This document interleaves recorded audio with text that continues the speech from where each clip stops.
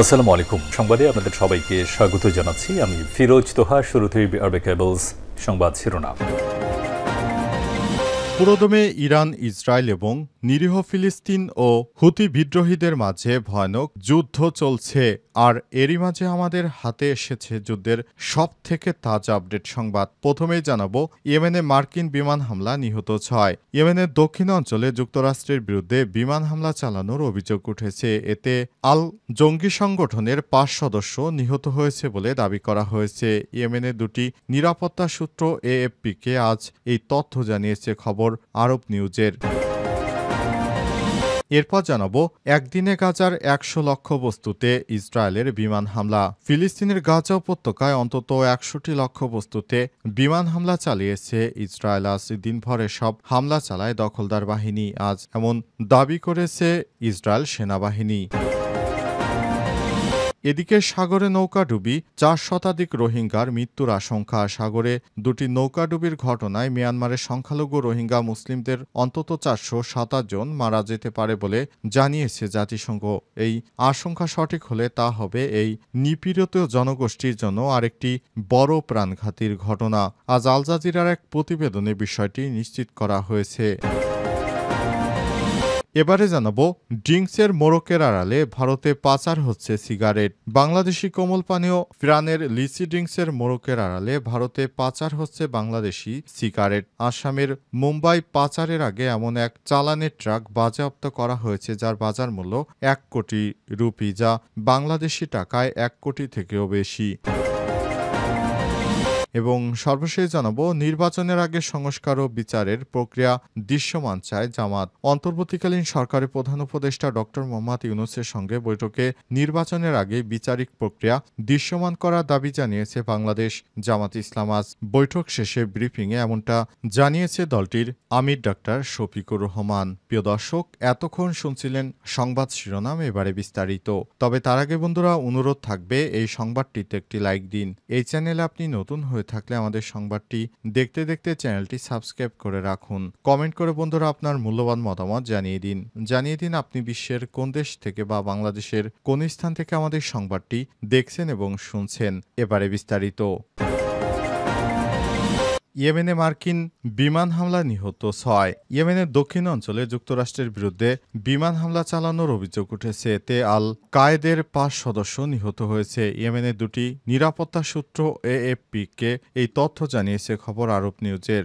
আবিয়ান প্রদেশের একটি নিরাপত্তা সূত্র জানিয়েছে ওই এলাকার বাসিন্দারা যুক্তরাষ্ট্রের বিমান হামলার কথা নিশ্চিত করেছে। হামলায় আল সংগঠনের 5 সদস্য নিহত হন বলে জানান তারা। সীমান্ত অঞ্চলে এডেনে এই ঘটনা ঘটে, সেখানে আন্তর্জাতিক স্বীকৃত সরকার রয়েছে। দ্বিতীয় সূত্রটি জানিয়েছে আজ বিকেলে খাবার আল মারাকসার উত্তরে হামলা চালিয়েছে যুক্তরাষ্ট্র। এতে 5 জন নিহত হয়েছে। অঞ্চলটিতে পাহাড় বেষ্টিত এবং আল সংগঠন ব্যবহার করে থাকে। দ্বিতীয় সূত্রটি জানিয়েছে নিহতদের পরিচয় জানা যায়নি। ধারণা করা হচ্ছে হামলায় স্থানীয় এক নেতা নিহত হয়েছে। ওয়াশিংটন এ সময় আরব উপদ্বীপে আল সশস্ত্র নেটওয়ার্কের সবথেকে ভয়াবহ শাখা হিসেবে বিবেচনা করত। 2009 সালে ইয়েমেন ও সৌদি আরবে জন্ম নেওয়া এই গোষ্ঠীটি একীভূত হয়ে ইয়েমেনে গৃহযুদ্ধের সময় তাদের কার্যক্রম শক্তিশালী করেছে। পরবর্তী 2015 সালে ইরান সমর্থিত হুতি বিদ্রোহীদের সঙ্গে যোগ দিয়ে সৌদি সমর্থিত সরকারের বিরুদ্ধে লড়াই করে আল সংগঠনটি চলতি মাসে ইয়েমেনের হুতি বিদ্রোহীদের সঙ্গে যুদ্ধবিরতি ঘোষণা করে। এর ফলে ইয়েমেনে কয়েক সপ্তাহ ধরে চলা মার্কিন হামলার ঘটনা ঘটে, কিন্তু এতে করে নতুন এই হামলা আবারও প্রশ্নের জন্ম দিয়েছে। একদিনে গাজার 100 লক্ষ্য বস্তুতে ইসরায়েলের বিমান হামলা। ফিলিস্তিনের গাজা উপত্যকায় অন্তত 100টি লক্ষ্য বস্তুতে বিমান হামলা চালিয়েছে ইসরায়েল।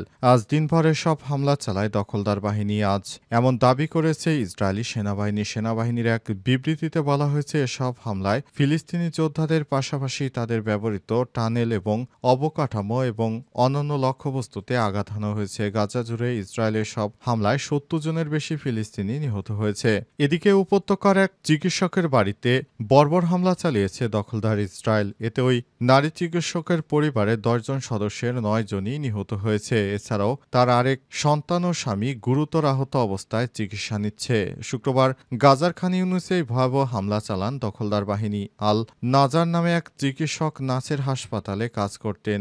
গ্রাহাম গ্রুম নামে এক ব্রিটিশ চিকিৎসক সংবাদ মাধ্যম বিবিসিকে জানিয়েছে ওই নারী চিকিৎসকের 11 বছর বয়সী আহত সন্তানের অস্ত্রোপচার করেছেন তিনি। গাজার স্বাস্থ্য মন্ত্রণালয়ে প্রকাশিত এক ভিডিওতে দেখা গেছে ধ্বংসস্তূপ থেকে ওই নারী চিকিৎসকের ছোট ছোট সন্তানদের মরদেহ বের করে নিয়ে আসা হচ্ছে, যেগুলো হামলার তীব্রতায় পুড়ে গেছে। গাজার স্বাস্থ্য মন্ত্রণালয়ের পরিচালক ডাক্তার মুনির আলবরস জানিয়েছেন ওই নারী চিকিৎসককে কর্মক্ষেত্রে গিয়ে দিয়ে আসেন তার স্বামী। এরপর বাড়িতে ফেরার কয়েক মিনিটের মাথায় দখলদার বাহিনী ভয়াবহ হামলা চালায়। ব্রিটিশ চিকিৎসক গ্রুম জানিয়েছে ওই নারীর স্বামীও চিকিৎসক ছিলেন। তিনি হামাস বা কোনো রাজনীতির সঙ্গে জড়িত ছিলেন না। এছাড়াও সামাজিক যোগাযোগ মাধ্যমে তিনি লেখালেখি করতেন না। তারপরও দখলদাররা তার বাড়িতে হামলা চালিয়ে তাদেরকে হত্যা করেছে।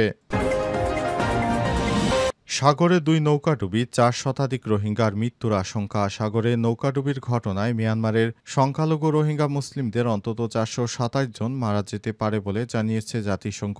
এ আশঙ্কা সঠিক হলে তা হবে নিপীড়িত জনগোষ্ঠীর জন্য আরেকটি বড় প্রাণঘাতীর ঘটনা। আজ এক বিবৃতিতে জাতিসংঘের শরণার্থী বিষয়ক হাইকমিশন UNHCR কার্যালয় জানায়, যদি এই তথ্য নিশ্চিত হয় তবে চলতি বছরে রোহিঙ্গা শরণার্থী সংশ্লিষ্ট সবচেয়ে প্রাণঘাতী সাগর দুর্ঘটনা হবে। এটি মূলত 9-10 মে ওই দুর্ঘটনা ঘটেছে বলে ধারণা করা হচ্ছে। বিবৃতিতে বলা হয়েছে, চলতি মাসের শুরুতে মিয়ানমার উপকূলে 2টি নৌকাডুবির খবর নিয়ে জাতিসংঘ শরণার্থী সংস্থা গভীরভাবে উদ্বিগ্ন।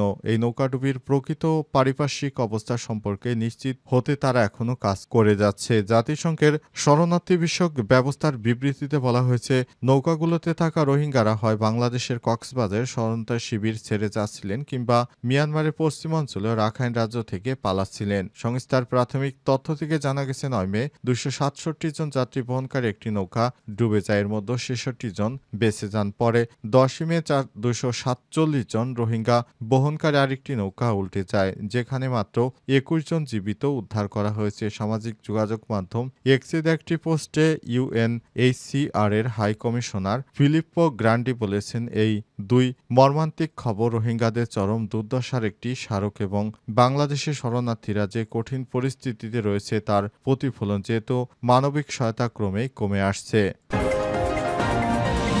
নির্বাচনের আগে সংস্কার ও বিচারের প্রক্রিয়া দৃশ্যমান চায় জামাত। অন্তর্বর্তীকালীন সরকারের প্রধান উপদেষ্টা ড.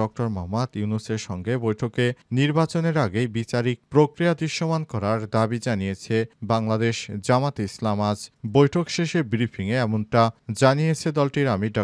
শফিকুর রহমান। এ সময় তিনি বলেন, সংস্কার এবং বিচারের মধ্য দিয়ে একটি অর্থবহ নির্বাচন হবে। সেই নির্বাচনে সমতল মাঠ থাকবে। অংশ নেয়াদের কাউকে কোনো ষড়যন্ত্রের মুখোমুখি হতে দেয়া হবে না, কোনো পেশি শক্তি দেখাতে হবে না। প্রধান উপদেষ্টা ইতিমধ্যেই কয়েকবার বলেছেন তিনি এই বছর ডিসেম্বর থেকে আগামী বছর জুনের মধ্যে নির্বাচন দিতে চান, কিন্তু সুনির্দিষ্ট রোডম্যাপ দেননি। এটিকে কেন্দ্র করে রোডম্যাপের দাবি এসেছে। ড. শফিকুর রহমান আরও বলেন, সমাজে যে অস্থিরতা দেখা দিয়েছে, বিশেষ করে বিভিন্ন ব্লকেটকে কেন্দ্র করে, আপাতত দৃষ্টিতে তা কিছুটা কেটেছে। আমরা এর স্থায়ী সমাধান চাই। আমরা মনে করি 2টি রোডম্যাপ ঘোষণা করলে তার অনেকটাই সমাধান হয়ে যাবে। একটা হলো সংস্কার রোডম্যাপ, আরেকটি হলো নির্বাচনী রোডম্যাপ। দুটোই অতি গুরুত্বপূর্ণ বলে আমরা মনে করি। তিনি আরো বলেন, অনেক দলের দাবিদার মধ্যে ভিন্নতা রয়েছে। আমরা বিশ্বাস করি সব দলই বাংলাদেশকে ভালোবাসে। ভালোবাসার জায়গা থেকেই দায়িত্ববোধের পরিচয় দিয়ে আমরা যদি সবাই এগিয়ে আসি এবং আমরা যদি সংস্কার প্রক্রিয়াকে